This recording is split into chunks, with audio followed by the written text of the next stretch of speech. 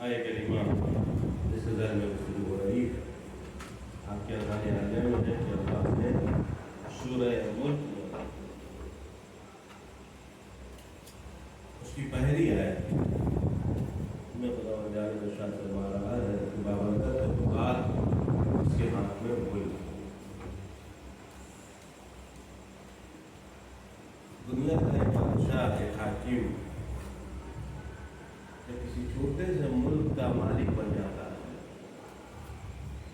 آپ ذرا دیکھیں دنیا میں رہنے کتنی کنٹریز ہیں, کتنے ممالک ہیں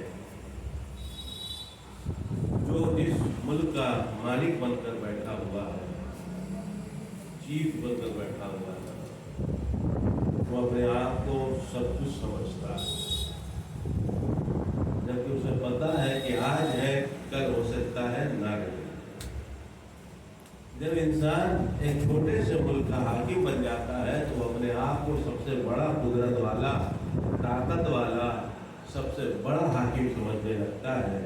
تو ذرا سوچئے وہ خدائے وحدہ لا شریک کتنی قدرت والا ہے جو پوری کائنات کو جس نے بنایا ہے. وہ خدائے وحدہ لا شریک کتنا قادر ہے, اور اس کی قدرت یہ ہے کہ آج ہے کل بھی رہے گی اور ہمیشہ رہے گی. کل تھی آج ہے اور ہمیشہ رہے گی. اس کی قدرت وہ ہے جو نہ کبھی ختم ہونے والی ہے. دنیا ختم ہو جائے گی لیکن قدرت خدا کبھی ختم ہونے والی نہیں ہے. ایک صلوات پڑھتے ہیں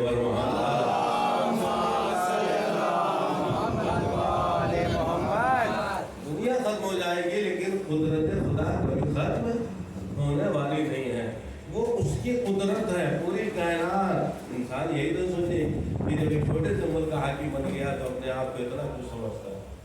وہ علی کل شیء قدیر کہ جس کے حکم کے بغیر انسان اپنے قدم کو بھی آگے نہیں بڑھا سکتا. اگر وہ چاہے تو کوئی انسان اپنے قدم تک کو نہیں بڑھا سکتا. انسان انبیاء کرام, پیغمبر, نبی جناب سلیمان اتنے بڑے پیغمبر تھے, اتنے بڑے نبی تھے کہ جن کی حکومت کا دائرہ صرف انسانوں پہ ہی نہیں تھا بلکہ جناتوں پہ بھی تھا, چرندوں پہ بھی تھا, پرندوں پہ بھی تھا, دریاؤں پہ بھی تھا, ہواؤں پہ بھی تھا, بادلوں پہ بھی تھا. سب پہ حکومت تھی جناب سلیمان. اور جب محل بن کے تیار ہوا ہے اور اندر گئے ہیں تو یہ کہہ کے گئے دیکھو خبردار کوئی نہ آنے پائے, کوئی نہ آنے پائے. لیکن جیسے ہی جا کے کھڑے ہوئے سامنے ہی کوئی ظاہر ہو گئے. تم کیسے آ گئے؟ میں نے کہا تھا کوئی نہ آئے. تو کہا کہ میں وہ ہوں کہ جسے اجازت کی ضرورت نہیں. یعنی قدرت خدا آپ مشاہدہ کیجیے کہ جس خدا نے اپنے نبی کو اتنی قدرت عطا کیا, جب اسے بھی بلانا ہوا تو بیٹھنے تک کی اجازت نہیں تھی.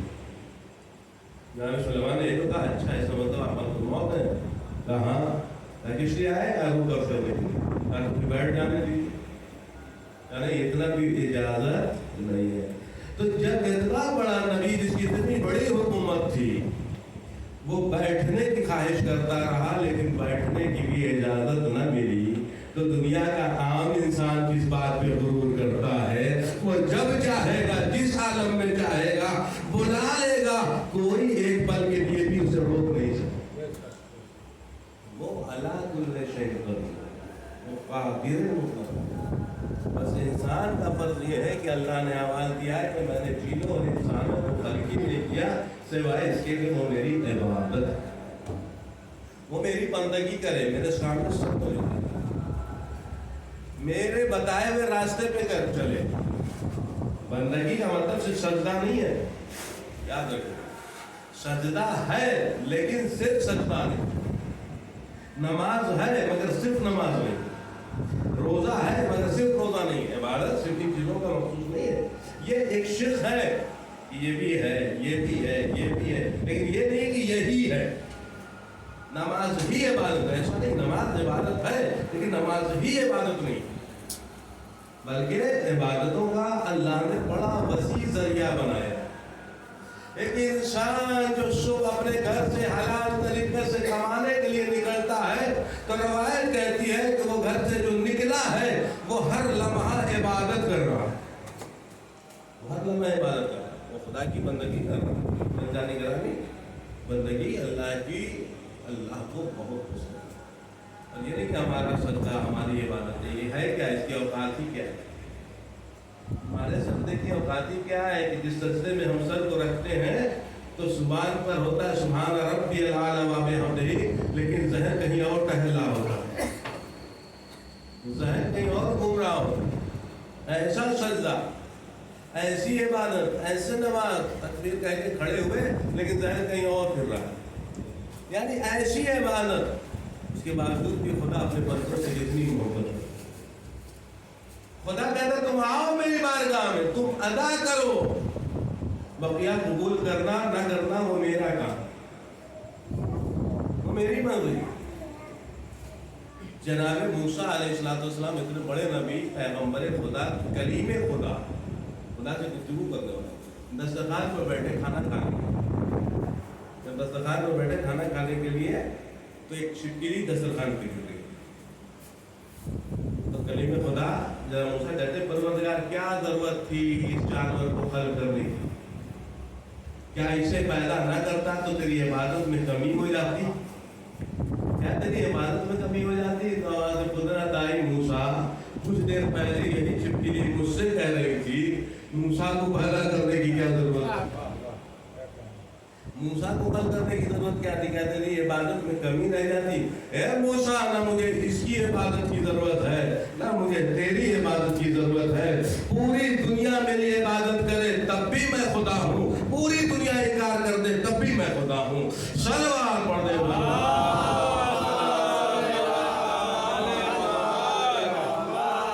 پوری کائنات اگر سجدہ کرے گی تب بھی میں رہوں، پوری کائنات انکار کر دے تب بھی میں رہوں، میرا جو عہدہ ہے وہ اپنی جگہ پر۔ انسان جو عبادت کر رہا ہے وہ اپنی عاقبت بنانے کے لیے، اپنی آخرت بنانے کے لیے، اپنی آنے والی زندگی کو سجانے اور سنوارنے کے لیے، میرے لیے کچھ نہیں ہے، نہیں آنا کہ ایسا ہے کہ کوئی زیادہ عبادت کرے گا تو میرا عہدہ بڑھ جائے گا، خدا کا عہدہ بڑھ جائے گا اگر کوئی زیادہ عبادت کرے گا، نہیں ایسا کوئی نہیں۔ بس ایک تاریخ ایسی ملتی ہے کہ جب اللہ آواز دیتا اپنے حبیب کو میرے حبیب تھوڑا کم عبادت کیا،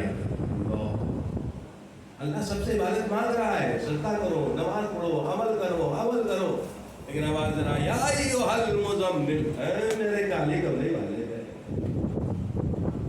کم عبادت، تھوڑا سا آرام بھی کر لیا، اتنی عبادت کرتے تھے کہ پیروں پہ ورم آ جاتا تھا۔ خدا نے کہا تو میرا محبوب ہے، میرا حبیب ہے، تھوڑا آرام کر لیا کرو۔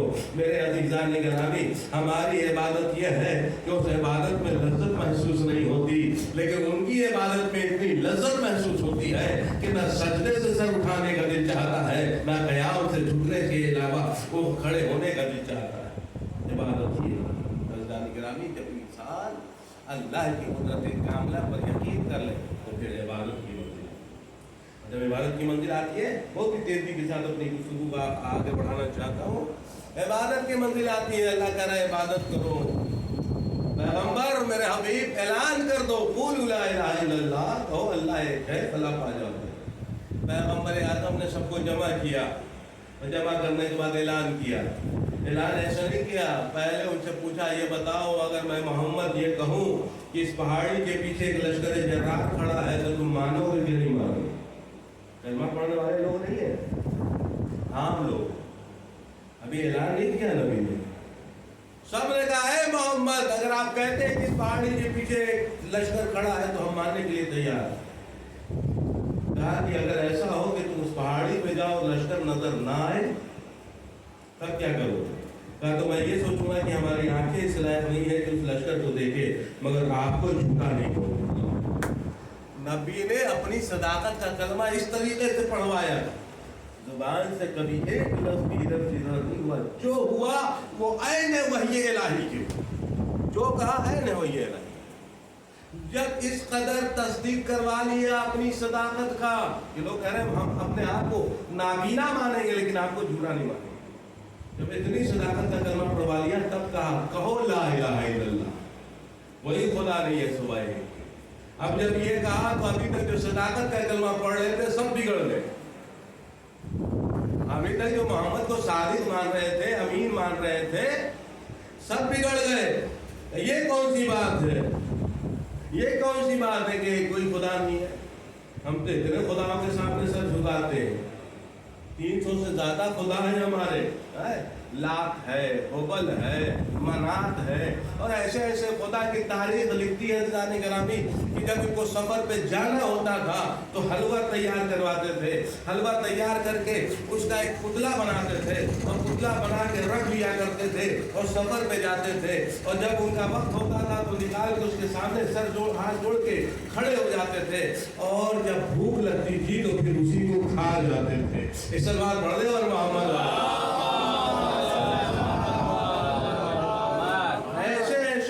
کی بات کرنے والے اب پیغمبر کہہ رہے ہیں کوئی خدا نہیں، بس خدا ایک ہے، وحدہ لا شریک ہے، وہ ہے کہ جو علی کل شیء قدیر ہے، وہ خدا نہیں ہے جسے تم اپنے ہاتھوں سے بناتے ہو، خدا اپنے ہاتھوں سے بنانے والی چیز نہیں ہے، خدا نے تو تمہیں خلق کیا، تمہیں بنایا، تمہیں پیدا کیا، تم کیا خدا کو بناؤ گے؟ تمہاری کیا اوقات ہے کہ تم خدا کو بناؤ؟ اگر وہ خلق نہ کرتا تو تم خلق نہ ہوتے، وہ اگر کائنات کو نہ بناتا تو کائنات نہ ہوتی، ہوائیں نہ پیدا کرتا تو ہوائیں نہ ہوتی، دریا کو پانی نہ دیتا تو پانی نہ ہوتا، یہ سب کچھ تو اس کی ہے، تم اسے کیا بناؤ؟ قول لا الہ الا اللہ، پیغمبر اعلان کر رہے ہیں، کوئی ماننے کو تیار نہیں۔ اے اللہ میں اعلان کر رہا ہوں، کوئی ماننا نہیں چاہتا، کوئی بات نہیں میرے حبیب، تم اعلان کرتے رہو، ایک دن میرا ولی آئے گا، ایک دن میرا ولی آئے گا، ضرورت کے اعتبار سے عمل انجام کیا جائے گا۔ تاریخ کہتی ہے پیغمبر اعلان کرتے رہے، ایک شخص کے دل میں محبت پیدا ہوئی، ایک بار اپنے دل میں سوچا چلے دیکھیں خدا کون ہے، خدا سے ملتے ہیں، خدا سے گفتگو کرتے ہیں، خدا سے بات کرتے ہیں، چلا کہ چلے پیغمبر سے پوچھیں کہ اللہ کے نبی بتائیے خدا کہاں رہتا، خدا کہاں رہتا ہے، تاکہ خدا سے ملاقات کرے، بات کرے۔ پیغمبر کی خدمت میں پہنچا، پیغمبر نے دیکھا، اپنے علم کے ذریعے سے آنے والے کے دل کو پڑھا، آواز دیا ہے پروردگار تیرا بندہ مجھ سے پوچھنے آ رہا ہے کہ تو رہتا کہاں ہے، میں اسے کیا بتاؤں تو کہاں رہتا ہے؟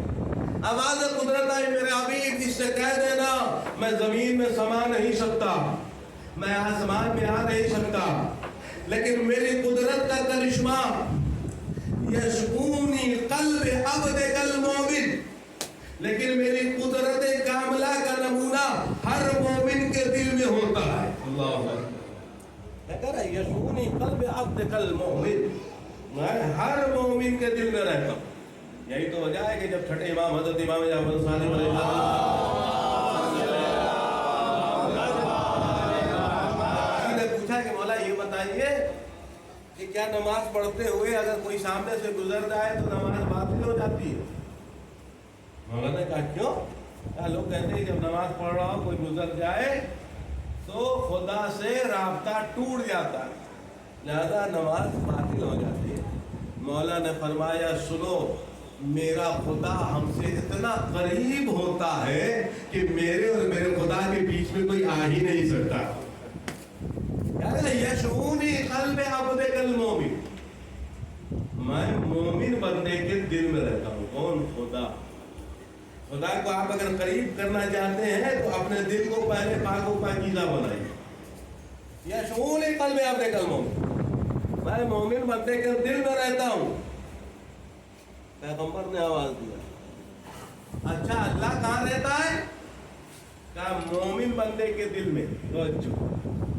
مومن بندے کے دل میں، جب مومن بن جائیے تو آپ کا دل خود بخود معتبر بن جائے، مستحکم بن جائے۔ یشعونی قلب عبدک المومن، مومن کے دل میں کون رہتا ہے؟ خدا۔ تب یہ بتائیے مومن کا گھر کہاں ہے؟ بھائی مومن کا گھر کہاں ہے؟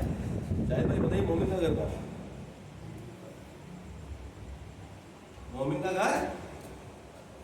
जन्नत। आप कहाँ जाना चाहते हैं? हर आदमी यही चाहता है ना मोमिन की जन्नत। ये घर नहीं है, ये हमारा सरैया नावाडी तुम्बा ये घर थोड़े है, ये तो आरजी मुसाफिर खाना है। ये तो मुसाफिर खाना है। आपके बुजुर्ग थे यहाँ, आज कहाँ है वो? कब्र की मंजिल में। अमल खैर अल्लाह उनके दर्जात को लोगों के बुलंदी अता करे। अगर अमल खैर और साले होंगे तो उनके लिए जन्नत की खिड़की खुली भी होगी। कहाँ है वो? जन्नत। मोमिन का घर है जन्नत, ये नहीं है। ये तो वही है कि आपको दिल्ली गए किसी काम से तो किसी मुसाफिर खाने में ठहरे, किसी होटल में ठहरे, आराम और ऐश से रहे, पैसा खर्च किया और चले आए। ये यहाँ जो आप बसर कर रहे हैं जिंदगी, ये घर नहीं है आपका, ये मुसाफिर खाना है जिसे हम अपना समझ रहे हैं, जिसे हम अपना समझ रहे हैं। मौलाए कायनात अमीरुल मोमिनीन अली इब्न अबी तालिब अलैहिस्सलाम फरमाते हैं,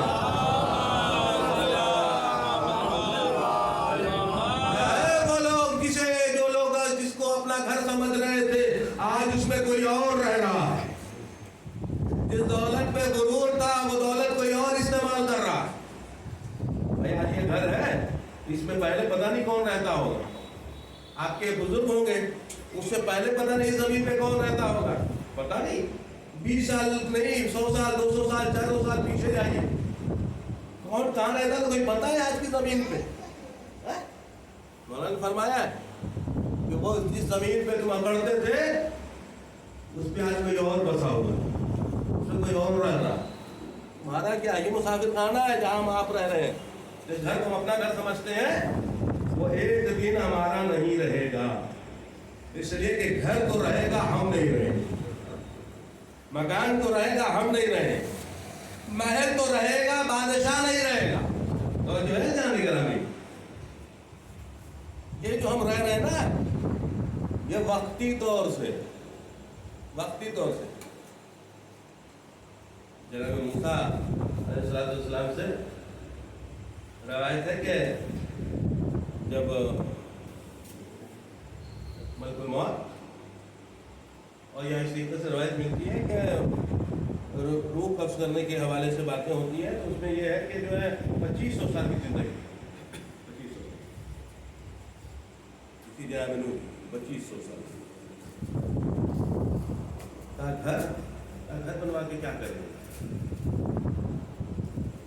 ये तो हमारे लिए ऐसे ही है कि जो है ये एक मुसाफिर खाना है, आज आए हैं यहाँ से चले जाए। लेकिन वो अंबिया है, आज हमें ज़रूरत है। लेकिन अल्लाह ने नेमत दिया है तो बेहतरीन रहिए, बेहतरीन खाइए, बेहतरीन पहनिए, बेहतरीन मकान करिए। शरीयत ने कभी ये नहीं कहा कि गरीब बन के रहो, अइम्मा ने कभी नहीं कहा कि फ़कीर बन के रहो, अइम्मा ने कभी नहीं कहा कि मोहताज बन के रहो। कहा अच्छी ज़िंदगी गुजारो, स्टैंडर्ड ज़िंदगी गुजारो। इसलिए कि अल्लाह देने को कहता है, जब तुम्हारे पास होगा तब तो दोगे। अच्छी जिंदगी गुजारी, बेहतरीन जिंदगी गुजारी, लेकिन ये ना सोचिए कि जो है वो हमेशा मेरा है, जो है वो हमेशा मेरा है। ऐसा नहीं। जो नेमतें अल्लाह ने दी उसका शुक्रिया अदा कीजिए और ये कहिए कि परवरदिगार तेरा शुक्र है, तू जब तक यहाँ रखेगा मैं रहूंगा, जब बुला लेगा चला आऊंगा। इसलिए कि अपनी कुदरत कुछ नहीं है यहाँ। तो ये जो हम आप रह रहे हैं ना, जहाँ पे रह रहे हैं, ये हमारे लिए वक्ती है। लाख हमारे नाम से बैनामा हो, लाख रजिस्ट्री हो, सब कुछ हो, क्या कोई ले के चला जाएगा? अब नोट की गड्डी तो कोई लेके नहीं जाएगा, तो जमीन कौन लेके जाएगा? सोने चांदी के सिक्के तो कोई लेके नहीं जाएगा। लाख वसीयत भी कर दीजिए, तब भी शरीयत कहती है ऐसी वसीयत नहीं मानने जाएगी कि जो हुक्म शरीयत से टकराव पैदा करे। वही वसीयत कर दे कि मैंने 10 अशरफी रखी है, मर जाऊंगा तो मेरे कफन में रख देना। शरीयत कहेगी कि ऐसी वसीयत मानने को इजाजत नहीं, इसलिए कि ये शरीयत से टकराव कर रहा है। कोई बहुत बड़ा, मान लीजिए मिसाल के तौर पे कोई शराब पीने वाला हो, कहे जब हम मर जाए तो 10-20 बोतल भी रख देना, 10-20 बोतल रख देना, तो क्या रखा जाएगा? नहीं, खबरदार। शरीयत से जिस बात का टकराव हो वहां वसीयत मानी नहीं जाएगी। यहाँ शरीयत से टकराव नहीं है, वही वसीयत मानी है। तो कोई कुछ लेके जाने वाला नहीं, यही जो भी है हमारे पास, आपके पास, जिसके पास भी, सब छोड़ के जाना है। असल आपका हो या मेरा मकान, आपका हो या मेरा घर, जो भी है ये वक्ती है, हम जिंदगी बसर कर रहे हैं। असल मकान आपका यानी मोमिन का है जन्नत में, और जन्नत वाला मकान वो है कि जब तक खुदा चाहेगा उस वक्त तक वो दुनिया की बसी हुई जन्नत रहेगी और उसमें आप रहिए, वो कभी खत्म होने वाली नहीं। और वहां का जो ऐशो आराम है, वहां ना इस पंखे की जरूरत होगी, ना एसी की जरूरत होगी, ना कूलर की जरूरत होगी, वहां की हवा ही ऐसी होगी, वहां की फिजा ही ऐसी होगी, वहां का पानी ही शीरी और दूध से बेहतरीन होगा, वहां का फल ही ऐसा दानेदार होगा कि जिसका तसव्वुर नहीं किया जा सकता। तो इसका मतलब यह हुआ कि मोमिन का असली घर जन्नत है, ये वक्ती है, याद रखिए। इस बात को अगर ज़हन में आप बैठा लो जवानों मेरे दोस्तों, तो जिंदगी आगे चल के आपकी बड़ी अच्छी हो जाएगी। ये जो जिंदगी जी रहे हैं, गुजार रहे हैं, ये सिर्फ वक्ती, एक दिन जाना है, सब ने जाना है। आपके दादा यहाँ थे, बुजुर्ग थे पहले, आज है, आज दुनिया से सब तो लेता है तौर से, वो कब की मंजिलों में, खुदा उनकी मग़फ़िरत फरमाए। इसी तरीके से और जो बुजुर्ग थे, उससे पहले जो भी रहे, उससे पहले जो भी रहा, सब चले गए। एक दिन हमें आपने भी सबको जाना। तो पता चला कि मोमिन का असली घर है जन्नत, और खुदा का घर कहाँ है? मोमिन का दिल, जो है। इसलिए कि अल्लाह कहता है यशकुरूनी क़ल्बे अब्दिकल मोमिन, मैं मोमिन बंदे के दिल में रहता हूँ, मोमिन बंदे के दिल। अब कोई कहे कितना खुदा है कि हर बंदे के दिल में रहता है? अमर जब अली एक वक्त में 40 जगह आ सकता है, सलवार पढ़ दे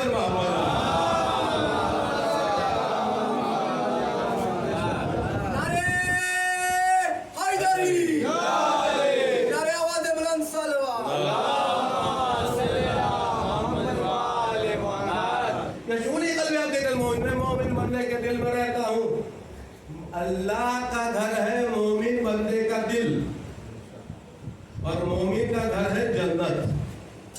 अल्लाह ने कितनी प्यारी तकसीम बंदी कर दी। कहा याद रखो, मेरा घर तुम्हारे पास, तुम्हारा घर मेरे पास। क्या करना है? नहीं, तुम्हारा घर, किसका घर? यानी मोमिन का घर है जन्नत, और खुदा का घर है मोमिन बंदे का दिल। तो अल्लाह ने क्या कहा? प्यारी तकसीम बंदी कर दी। क्या मेरा घर तुम्हारे कब्जे में, तुम्हारा घर मेरे कब्जे में। अब अगर तुमने मुझे मेरे घर में रखा तो मैं भी तुम्हें तुम्हारे घर में रखूंगा। अगर तुमने मेरे घर में किसी और को बसाया तो मैं भी किसी और को बसा दूंगा। महसूस करें जाने का, अगर तुमने मुझे मेरे घर में रखा तो मैं भी तुम्हें तुम्हारे घर में रखूंगा, और अगर तुमने मेरे घर में किसी और को जगह दे दिया तो फिर मैं भी कातिल हूँ, मैं भी मालिक हूँ, मैं भी किसी और को दे दूंगा। जब तुम दे सकते हो तो मैं क्यों नहीं दे सकता? कितनी प्यारी तकसीम बंदी कर। ए परवरदिगार, तेरा घर है मेरा दिल, ए अल्लाह मेरा घर है तेरे पास।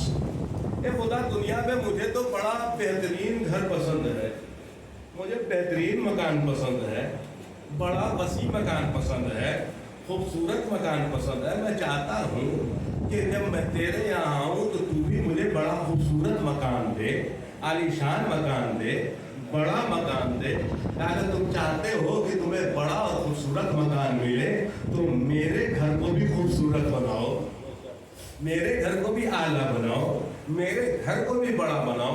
ए परवरदिगार, तेरा घर यानी मेरा दिल, इसे हम बड़ा कैसे बनाए, इसे हम खूबसूरत कैसे बनाए, इसे हम अच्छा कैसे बनाए, इसमें कौन सा सोफा लगाए, इसमें कौन सा कालीन बिछाए, इसमें कौन सा कारपेट लगाए कि मेरा दिल यानी तेरा घर खूबसूरत हो जाए। का याद रखो, मेरा घर यानी तेरा दिल ये खूबसूरत इन चीजों से नहीं बनता है।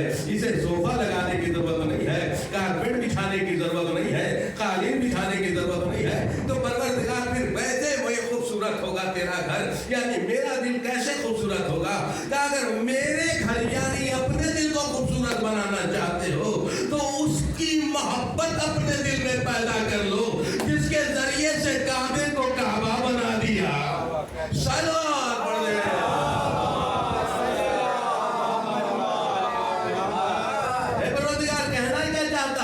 دیکھو میں نے بھی ابراہیم و اسماعیل کے ذریعے گھر بنوایا تھا لیکن جب گھر بن گیا تو وقت کچھ گزرا, کچھ بتوں نے آ کے قبضہ کر لیا, بتوں نے آ کے قبضہ کر لیا, لات نے قبضہ کیا, منات نے قبضہ کیا, حبل نے قبضہ کیا, نہ جانے کتنے 300 سے زیادہ بتوں نے قبضہ کر لیا. دیکھو اس گھر پر قبضہ تھا لیکن میں نے ایک دن ایک بت شکن کو بھیجا, ایک بت شکن کو بھیجا, اپنے گھر کو ان بتوں کو نکلوا کے پاک و پاکیزہ بنوایا. دیکھو تمہارے دل یعنی میرے گھر میں بھی کہیں کوئی بت تو نہیں بیٹھا ہے. اے پروردگار میرے دل میں تیرے گھر میں کون سا بت بیٹھا ہے؟ کہ جھانک کے تو دیکھو, کہیں عداوتوں کا بت ہے, کہیں بغض کا بت ہے, کہیں کینے کا بت ہے, کہیں برائیوں کا بت ہے, کہیں حرام کاری کا بت ہے, کہیں سود خوری کا بت ہے, کہیں بدکاریوں کا بت ہے. ان بتوں کو نکال دو, علی کی محبت پیدا کر لو, میرا گھر خوبصورت ہو جائے گا. جب میرا گھر خوبصورت ہوگا تو میں تمہارا گھر بھی خوبصورت بنا دوں گا.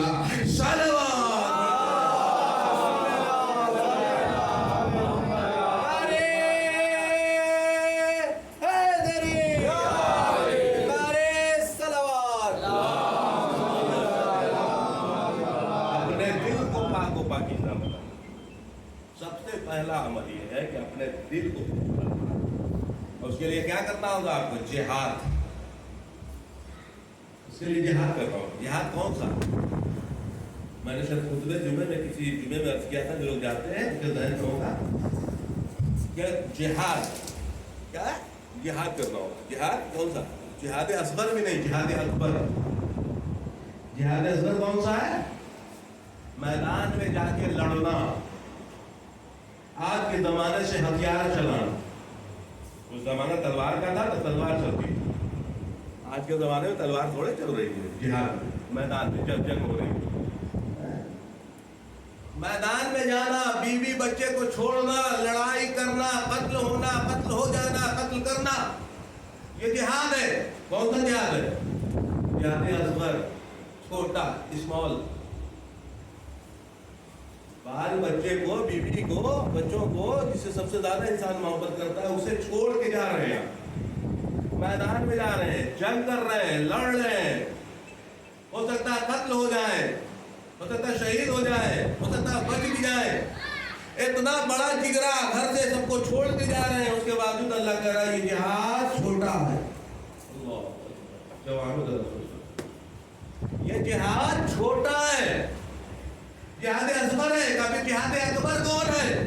کہ جہاد اکبر جہاد وہ ہے کہ جس میں نہ بیوی کو چھوڑنا ہے, نہ بچے کو چھوڑنا ہے, نہ میدان میں جا کے جنگ کرنا ہے, نہ قتل ہونا ہے, نہ قتل کرنا ہے, نہ ہتھیار چلانا ہے. کہا پھر کیسی جنگ جو اتنی بڑی جنگ جس میں سب کچھ کیا, بیوی بچے کو چھوڑا, گھر کو چھوڑا, میدان میں گئے, لڑے, سب کچھ کیا, اس کے بعد وہ جہاد اصغر ہے. تو جہاد اکبر یعنی بڑا والا جہاد. آپ بول رہے ہیں کہ ایسا ہے کہ جس میں نہ بیوی کو چھوڑنا ہے, نہ بچے کو چھوڑنا ہے, نہ گھر کو چھوڑنا ہے, نہ تلوار چلانا ہے, نہ میدان میں جانا ہے, نہ قتل ہونا ہے, نہ قتل کرنا ہے. اس کے بعد بھی جہاد اکبر, بڑا والا جہاد. یہ کون سا جہاد ہے؟ کہ جہاد اکبر یہ ہے کہ تم اپنے نفس سے لڑتے چلے جاؤ. اللہ, اپنے نفس سے, اپنے آپ سے لڑو, اپنے آپ سے لڑو. جب اپنے آپ سے تم لڑ لو گے اور اس میں کامیابی حاصل کر لو گے تو ان جہاد سے بڑا جہاد یہ ہے. میدان میں جا کے لڑنا آسان ہے, اپنے آپ سے لڑنا بڑی بات ہے. اس لیے کہ اپنے آپ سے لڑنا, ہم سمجھ رہے ہیں کہ ہم غلطی پہ ہیں, ہم غلط ہیں, پھر بھی ماننے کو تیار نہیں ہے. ہم مان رہے ہیں کہ ہم سے نماز پڑھنا چاہیے, پھر بھی ہم نماز پڑھ نہیں رہے ہیں. ہمیں پتا ہے کہ ہمیں یہ کام کرنا چاہیے جو دین کے اعتبار سے جائز ہے, پھر بھی ہم وہ کام کر نہیں رہے ہیں. اگر کرنے لگے تو یہ جہاد اکبر ہے, غلطی کو ماننے لگے تو یہ جہاد اکبر ہے, نفس سے لڑنے لگے تو یہ جہاد اکبر ہے. جب انسان اپنے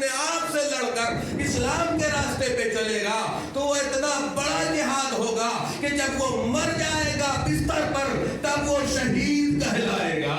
صلوات پڑھ دیں.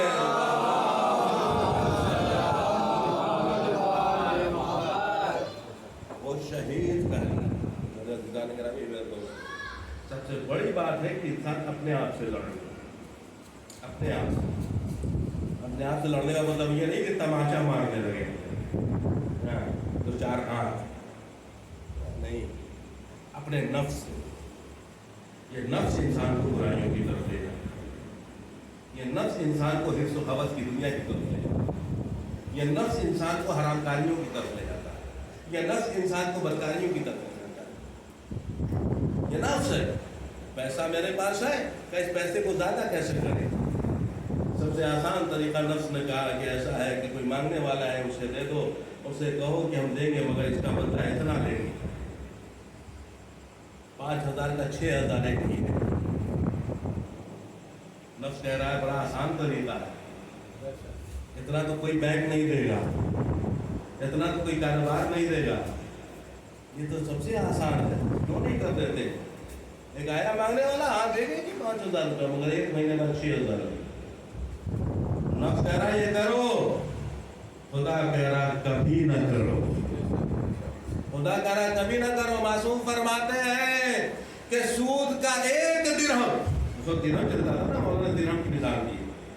سود کا 1 درہم ایسا ہے جیسے 7 بار اپنی ماں کے ساتھ زنا کیا.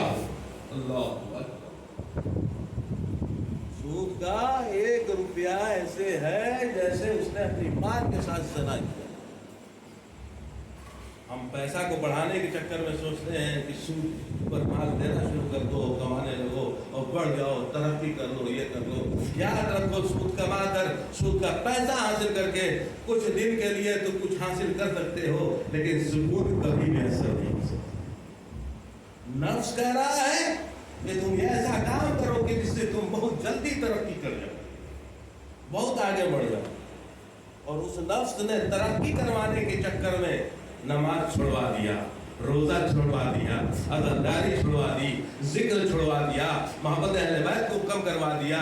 لیکن انسان ترقی کرنے کے چکر میں سب کچھ چھوڑنے پر آمادہ ہے تاکہ ہم کچھ بن جائیں. لیکن اسے یہ نہیں پتا ہے تم کتنی بھی ترقی کر لو نصیب قبر ہی ہے, جانا قبر کے اندر.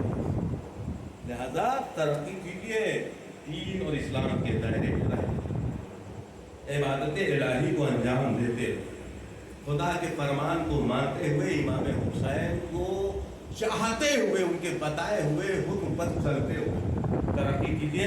یقیناً سکون بھی ملے گا, اطمینان بھی. سلسلہ مجلسوں کا جاری اور ساری ہے اور یہ سلسلہ تیزی سے گزرتا چلا جائے.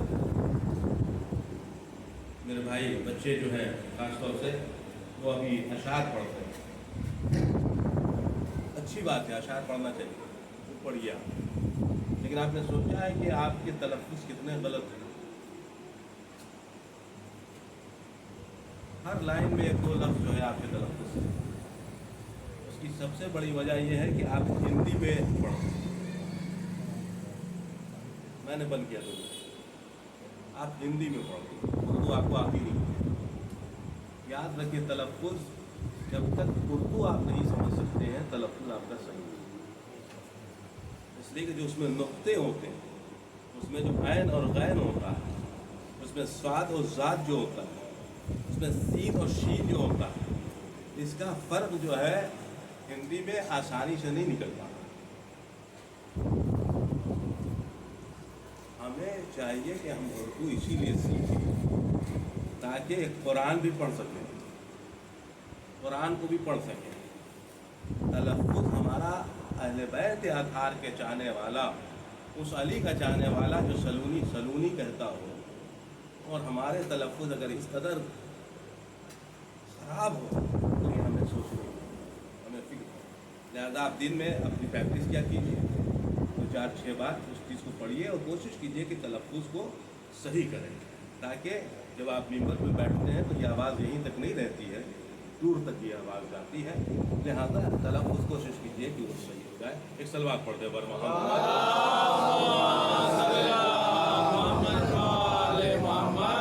بعد جو صلوات ہم اور آپ پڑھتے ہیں، اللہم صلی علی محمد وآلہ، یہ بھی ہمیں سوچ کے پڑھنا. اللہم صلی، جو ہم لوگ اس میں ملا الا دیتے ہیں کبھی کبھی، اللہم صلی علی محمد. ہم دعا کی جگہ پہ بد دعا کرنے لگتے ہیں. ہم دعا کریں پروردگار اپنے نبی اور ان کی آل پر رحمت نازل کرو.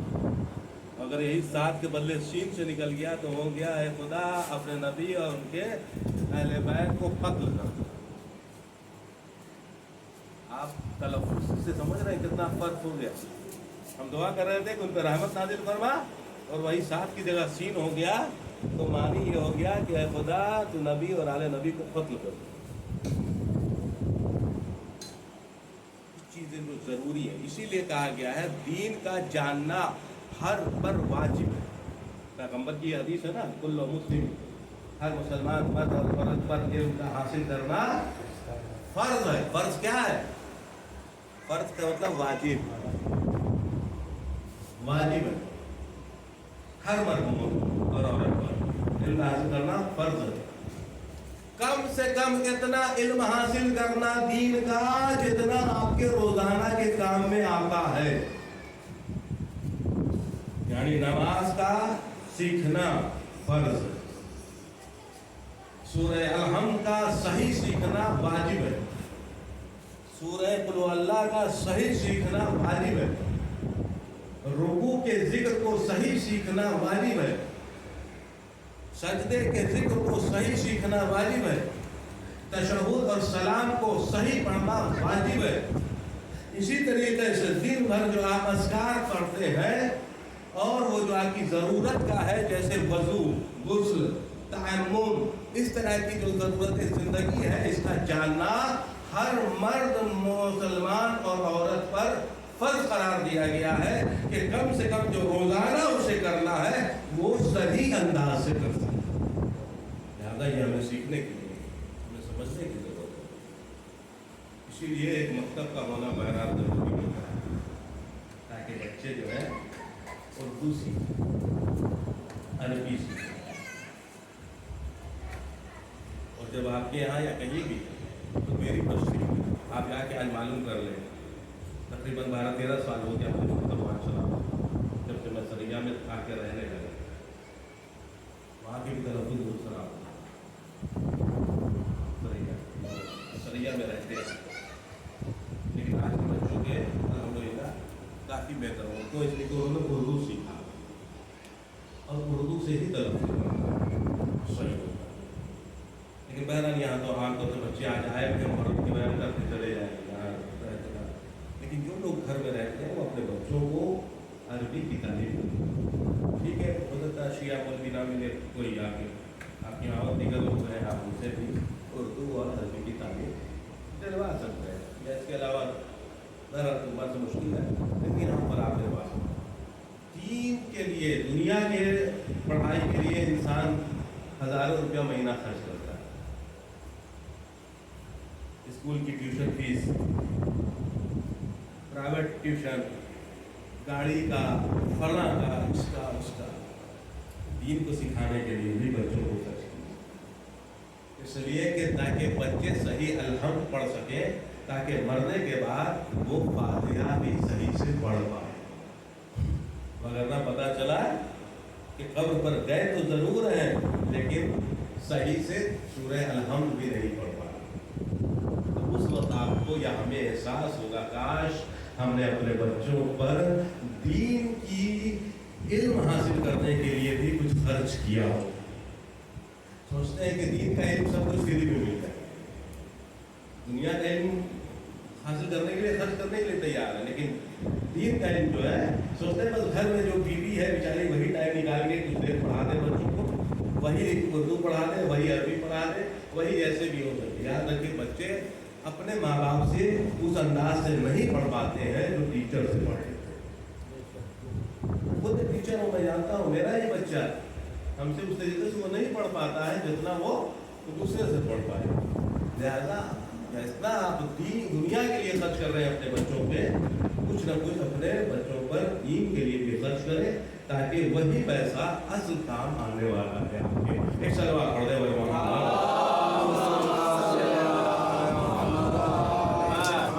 وقت بھاگ جاتا ہے, بعد میں ہوتا ہے کہ کہیں دیر میں ہو جائے, لیکن بہرحال اللہ کرام یہ 10 دن کا ٹائم ہے, پھر کہاں, پھر تو سال بھر کے بعد ہی یہ موقع ملتا ہے. 40 45 50 منٹ تھوڑی سی دیر ہو جائے تو معاف کر دیا کیجیے مجھے, لیکن اس لیے کہ باتیں جو ضروری ہے وہ آپ تک پہنچائے جائیں.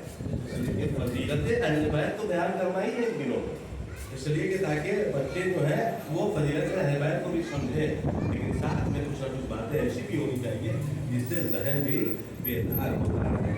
تو میرے عزیزان گرامی, اللہ علی کل شیء قدیر ہے, وہ تمام چیزوں پر قادر ہے, ہم پر بھی قادر ہے, آپ پر بھی قادر ہے, پوری کائنات پر قادر ہے.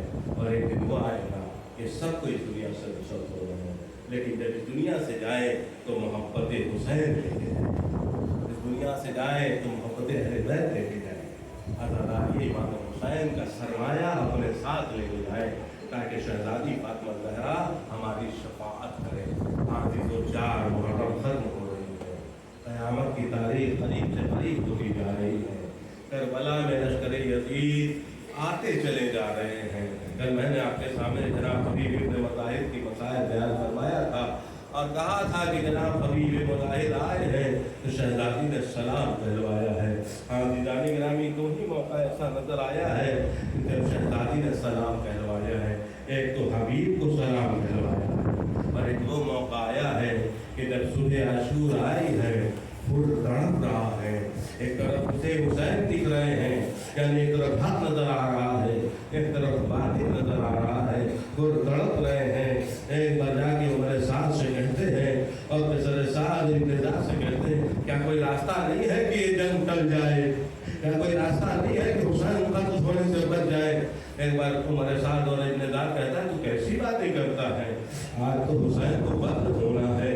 ایک بار خود کہتا ہے اگر حسین قتل کیے جائیں گے تو میں حسین کی طرف جا رہا ہوں. ہاں دیدان گرامی, ایک بار خود آئے, بیٹے کو آواز دیا, غلام کو آواز دیا, کہا کیا بات ہے بابا, آپ اتنے پریشان کیوں ہیں, کہا میرے لال قریب آؤ. جب قریب بلایا کہا خیمہ حسین کی طرف اپنے ذہن کو لگاؤ, کوئی آواز آ رہی ہے. ایک بار سنا, سننے کے بعد کہا ہاں بابا, بس ایک ہی آواز ہے بچوں کی, الاتش الاتش الاتش. ایک بار حسین کا یہ چاہنے والا وہ کہتا ہے اے بچوں بتائے میرے لال, یہ بچوں کی آواز, یہ پیاس کسی وجہ کر ہے, کہا کسی وجہ کر, کہا میری وجہ کر. اگر ہم نے حسین کو نہ روکا ہوتا تو حسین آگے چلے گئے ہوتے, یہ بچوں کی پیاس مجھ سے برداشت نہیں ہوتی. کہا پھر کیا ارادہ ہے, کہا میرے لال میں حسین کی طرف جا رہا ہوں. ہاں ہاں بیٹے نے سنا, کہا بابا پھر یہ کیسے ممکن ہے کہ میں ادھر رہ جاؤں, میں بھی آپ کے ساتھ چلوں گا. ان کے غلام نے کہا میں بھی آپ کے ساتھ چل رہا ہوں. ہاں ایک بار وہ کہتا میں ایسے نہ جاؤں گا, میری آنکھوں پہ پٹی باندھ دو, ہاتھ میں رسن باندھ دو, ایک قیدی کی طرح مجھے لے کے چلو. پھر چلا, ادھر حسین نے آواز دیا بھیا عباس میرا مہمان آ رہا ہے, اکبر میرا مہمان آ رہا ہے, آگے بڑھ کے استقبال کرو. اور نے اپنے غلام سے کہا تھا کہ جیسے ہی میرا آقا آنے لگے تو نعرے تکبیر کہنا تھا کہ میں سمجھ جاؤں میرا آقا آ رہا ہے. ابھی کچھ دور بڑھا تھا کہ ایک غلام نے دیکھا کہ کچھ لوگ آ رہے ہیں, اس نے نعرے تکبیر بلند کیا, پھر تڑپ گیا کہ میرا آقا حسین ہے. آگے بڑھ کے دیکھا کہ نہیں آقا حسین تو نہیں ہے, عباس ہے, اجمل ہے اور محمد ہے. ہاں ہاں آگے بڑھ کے مولا عباس نے کہا بھائی ہر سلام ہو, اکبر نے کہا چچا ہر سلام ہو, اور محمد نے کہا مامو ہر سلام ہو. آدھانے گرامی استقبال کر کے لے کے آ رہے تھے کہ ایک بار غلام نے پھر نعرے تکبیر بلند کیا. ایک بار نعرے نے تڑپ کے کہا کیا ہوا, کہا آقا حسین خدا رے. ارے میں آگے بڑھا, اپنے آپ کو حسین کے قدموں میں گرایا, حسین نے اٹھایا, کہا ہو رہا تیرا ہے, تیری جگہ قدموں میں نہیں ہے, میرے سینے میں ہے, اور آپ میرے سینے سے لپٹ جا. آدھیدان گرامی ان کو سینے سے لپٹایا اور لپٹانے کے بعد لے کے آئے. ایک بار فضا نے آواز دیا ہے شہزادی زینب خود آئے ہیں, خود آئے ہیں. ایک بار جناب زینب نے آواز دیا اما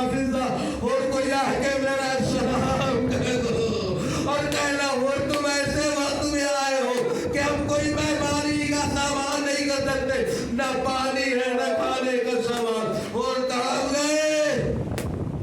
حاضران کرام، عجیب منزل آئی ہے، جنگ قتل بجا، تینوں کی بوچھار ہوئی۔ پہلے حملے میں حسین کے کئی ساتھی شہید ہو گئے، اس کے بعد ایک بار اور آگے بڑھے، اور آگے بڑھنے کے بعد کہتے ہیں آقا مرنے کی اجازت دیجیے۔ اور جیسے ہی کہا خود کا بیٹا آگے بڑھا، بابا ابھی جوان بیٹا موجود ہے، پہلے آپ کا بیٹا جائے گا۔ اور نے کہا آقا میرے بیٹے کو اجازت دیجیے۔ حسین نے سر سے پہر تک دیکھا، بڑی جوانی میں جوان تھا۔ ایک بار کہا اگر دین نہیں جاتا ہے تو کیا میری طرف سے اجازت ہے؟ اور کا جوان بیٹا چلا میدان قتال میں گیا، جنگ کی نہ جانے کتنے کو واصلے جہنم کیا، لیکن ایک ایسا وہر لگا کہ ان کا بیٹا تڑپ گیا، زمین کربلا پیار لگا باز کیا، بابا نکلی۔ ارے جیسے ہی ہو رہی آواز سنا تڑپ گیا، تیزی کے ساتھ جانا چاہتا تھا کہ ایک بار جا کر لاشے کے قریب پہنچا تو کیا دیکھا؟ حسین پہلے سے موجود ہے، ان کے لال کے سر کو اپنے داروں پہ رکھے۔ ایک بار پھر دیکھتا ہے تڑپ گیا، آقا میرے لال کا کیا مرتبہ ہے کہ آپ کا دارو نصیب ہوا، لیکن آقا آپ کیوں آگے؟ ایک بار امام حسین کہتے ہو تیرا جوان لال ہے نا، تو کیسے برداشت کرتا؟ ایک بار میں ہاتھوں کو جوڑ کے کہوں گا آقا ابھی ان کا جوان لال ہے، آپ نے ان کو بتا دیا، کیسے برداشت کرو گے؟ لیکن چند گھنٹوں کے بعد آپ کا کریل جوان اکبر ہوگا۔ حاضران کرام، لاشے پہ سر ہر آ گیا، اب ہر چلے میدان قتال میں اجازت لے کر جنگ کیا، اللہ اکبر، جنگ کیا۔ ہر بھی زخمی ہو کر کربلا کی زمین پہ آئے، اب آتی آتا سلام، امام حسین بھی پہنچے، ان کے سر کو اپنے دانوں پہ رکھا، کہا ہے کوئی وصیت ہے؟ آقا کوئی وصیت نہیں ہے۔ کہا آقا بس اتنا بتا دیجئے، آپ مجھ سے راضی تو ہو گئے، آپ مجھے معاف تو کر دیا، شہزادی مجھے معاف تو کر دے گی، رسول مجھے معاف تو کر دے گی، ہاں اور میں نے بھی معاف کیا، میرا خدا بھی معاف کیا، میری ماں میرے نانا نے بھی تجھے معاف کر دیا۔ اے آقا اگر ہو سکے تو کچھ نشانی عطا کر دیجئے۔ امام حسین نے ایک رومال نکالا، ان کے سر پہ باندھا، کہا ہو بڑا مقدر والا ہے۔ کہا اے آقا کیا ہوا؟ کہا یہ رومال کسی اور کا نہیں، یہ رومال میری ماں فاطمہ کا ہے، ارے جو کربلا میں لے کر آیا تھا، ان کی روح پرواز کر سيعلم الذين